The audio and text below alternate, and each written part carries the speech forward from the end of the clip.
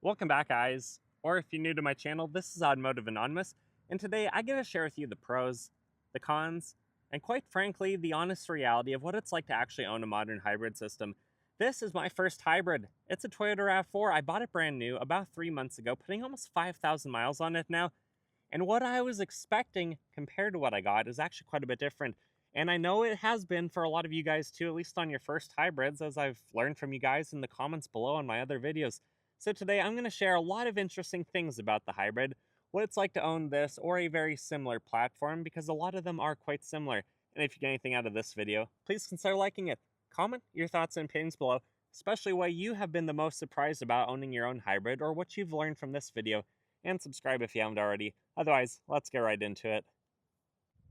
So I would say that the pros list probably is quite a bit longer than the cons list overall, although some of the cons that you'll hear about later are more financially related, which could be a very big impact to you and your wallet and your budget overall for what you are considering. So some of the pros of owning the hybrid that I've noticed is you do get better MPG, but that's mostly around town. If it is warm and you're not having to run the HVAC constantly at a high fan speed, you could get 40 to 80% better MPG. So a regular RAV4 non-hybrid for this specific example is rated for 27. This one is rated for 41.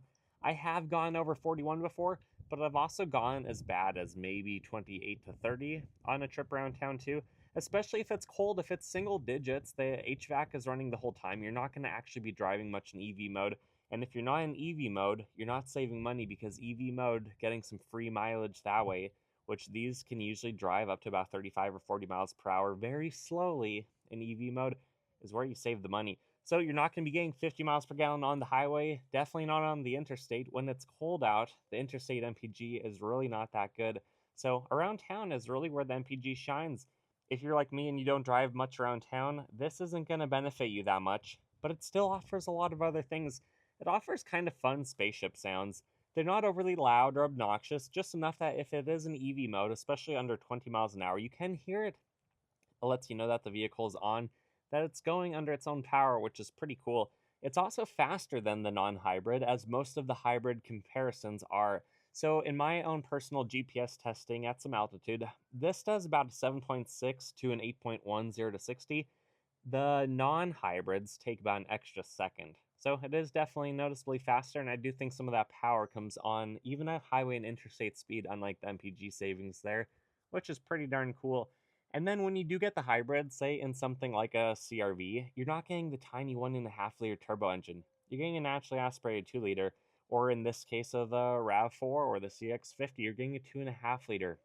So in a world that's kind of shifting to saving money at every turn, every thought process that exists where you can save some money, this is not really there yet. You're still getting a 2.5-liter, which is a substantially sized engine. But some of the best pros of this platform is because it does weigh a little bit more from the 3 electric motors and the battery pack. You weigh maybe a couple 100 pounds more. So a compact crossover like this is actually going to be a little bit more stable at highway and interstate speed. And this doesn't seem to lose any payload capacity, but I do think some vehicles do, probably the hybrid Tacomas and Tundras and some vehicles of that nature.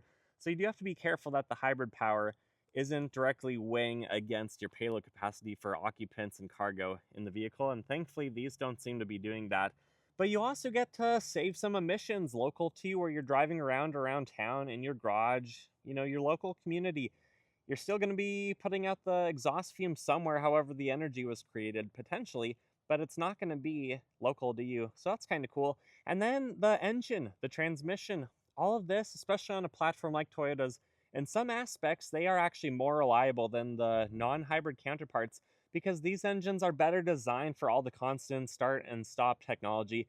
Unlike just tacking on a start-stop system onto as an afterthought on regular vehicles, like a lot of them have, this engine is more designed for that. It also has the electric motor to help it get started. And then even though this is a CVT, it has planetary gear, so it's basically as reliable and pretty much very basic compared to a lot of other vehicles.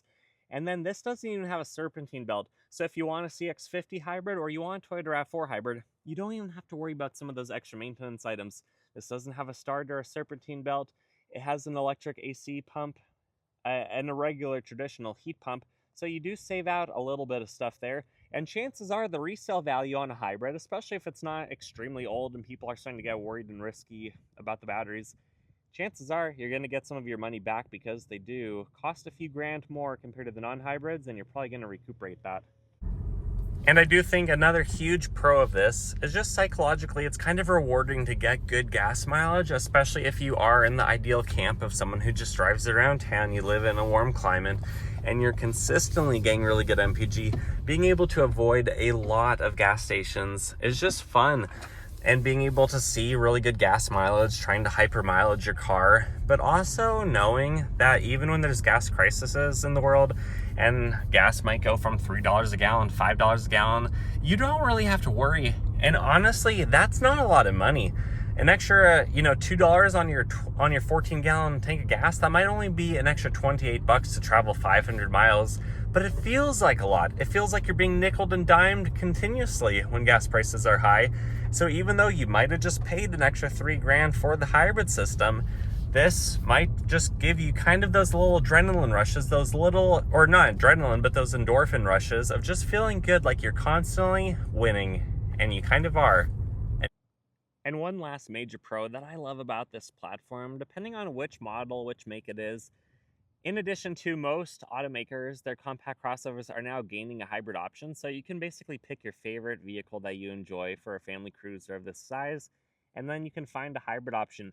Some of them even have turbo options or naturally aspirated, so there's a lot of competition in this class, and you can likely find one that's going to fit your budget and fit your desires and your checklist. Not every single vehicle is a jelly bean, not every single one of them is the exact same. There are a lot of similarities, but you can still find specific differences for what matters the most to you. But the last thing that is a big pro on this is without a traditional differential, like if it was a mechanical all-wheel drive system, which sure, a mechanical all-wheel drive system is better than the e-all-wheel drive that this offers, but you don't have to change the fluid. You don't have to change the transmission fluid either. Some of you guys on the forums have had this generation of RAV4, the 2019 to 2025, and you've put over 400,000 miles on it without changing the transmission fluid. So it's just crazy, kind of like throwing back to the serpentine belt comment, that you don't have to do a lot of intense maintenance on these platforms. They're very proven, and honestly, they're a little bit more simple than we probably would have unassumingly expected, not knowing much about them before getting into the hybrid world. This has actually been a pretty interesting vehicle, one that I've liked a lot, but now we need to talk about some of the cons. But now that we're talking about the cons of this platform, we do need to address the elephant in the room. They're not cheap. They do cost maybe $1,500 to $4,000 more than the non-hybrid counterpart. Just depends on which make, which model you're going with. Otherwise, after that price point, you do expect to regain a little bit of MPG, but not when it's freezing cold outside, not when you're having to run the HVAC and you can't actually drive in EV mode. If you can't drive in EV mode, sure, this might still make 10% more power than the non-hybrid counterpart, but it's not really going to be getting any better MPG. I have had short drives around town where I actually haven't done better than 25 miles per gallon, which is kind of sad. If you do just do short drives, you have to start and stop it a lot. Don't expect stellar MPG. This is going to do really well in the summer in really warm conditions, but we don't always experience those. And speaking of starting and stopping, another funny little con to this platform is it's actually pretty easy to accidentally leave it in drive when you leave the vehicle. Usually you'll notice by the sounds, maybe you'll hear the engine start up if you're still close by, but it's also pretty easy to leave it actually turned on because it's in EV mode, which is kind of interesting. But over this tank of gas going about 330 miles, you can see that my average isn't even 34 miles per gallon, and that's going probably half of that about 65 miles an hour and half of that at 80 miles an hour. And it's been maybe 30 degrees all week long, so the MPG, you'd maybe expect to be a little bit better than it actually was. But hey, at least this thing can do some really good regen braking and actually fill up the battery, and chances are at this point I probably could drive it conservatively for about 2 miles before it runs out of juice. And then under the back seat is the nickel hydrate battery, which is probably less than 2 kilowatt hours. It's a very basic battery. Some of them might be lithium ion, but most of these RAV4s I think are nickel hydrate. So they're really not that complex. They probably don't cost that much to replace. I do think it is kind of blown out of proportion how much it could cost to replace it someday in a couple 100,000 miles when the battery warranty runs out, which I think on my car is about 8 years and 120,000 miles. But on the forums, you just don't hear about these needing to be replaced. It's not a very common occurrence. I don't think it would cost more than a few $1,000s. So if someone's telling you it's going to cost 10 grand, maybe if it was a Tesla, maybe doing a full battery. But when this vehicle's 10 years old, if it needs a $10,000 battery, it's financially totaled, and I don't think that's the case. So I'm not sure how these are going to age as more hybrids come out on the market for their resale value down the road, but that is always a concern in the back of your mind, just like the initial cost of this. It'll kind of depend on the market, how gas prices are, and things of that nature.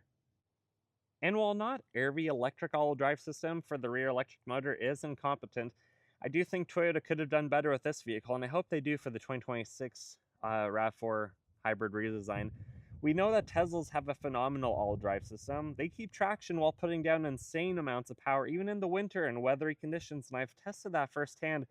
But this one, it doesn't. It's easy to break the tires loose. Even having a severe weather-rated Yokohama Geolandar tire on it, I still can pretty easily break these tires loose. So I do wish the rear motor was getting more than 50 horsepower and a little bit more comparative to a mechanical all-wheel drive system. But when we're not going to be driving through deep snow and mud that often, I guess I can't complain too much. While I do think our own perceptions and reality for what it's like to own a hybrid of any of the automakers could be similar, but also quite a bit different, also just depending on where we are, what kind of weather conditions we drive in, what our daily commute looks like, all that stuff. For me, as a car enthusiast, I never personally thought I would drive a RAV4. The only Toyotas I've owned in the past were Tacomas and a supercharged lifted FJ Cruiser. But for me, this is actually a really good vehicle. I like the hybridization factor. I like that it has a little bit more power, a little bit funner MPG, a little bit more engaging sounds and acceleration than the counterpart that wouldn't be electrified.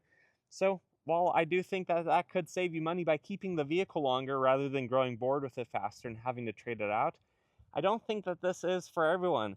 If you drive mostly around town in warm climates in the city, absolutely go for it.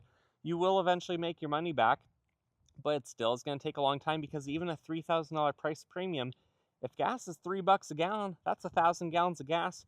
For the non-hybrid getting 30 miles per gallon versus this getting 40 miles per gallon, that's still 30,000 free miles if you were to just save your money and get the regular one.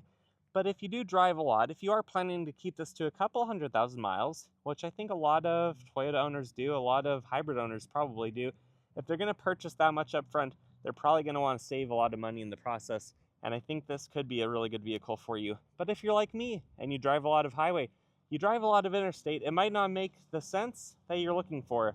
It might not make your money back, but it might be a little bit funner experience in the meantime. For me, I haven't owned a hybrid before. I bought this just because I thought it was fun. And in fact, I do think it is pretty fun for doing a lot of other things well. So anyways, guys, I know I was kind of a little bit more Toyota focused in this video than I meant to. This is more supposed to be some general insight to hybrid ownership across the platform. If you're going to drive it in cold weather, if you're going to drive it at fast speeds, don't expect good MPG in other conditions. It's pretty fun. With that said, I wish you guys the best. I hope you take care. If you got anything out of this video, please consider liking it. Comment your thoughts and opinions below and subscribe if you haven't already. See ya.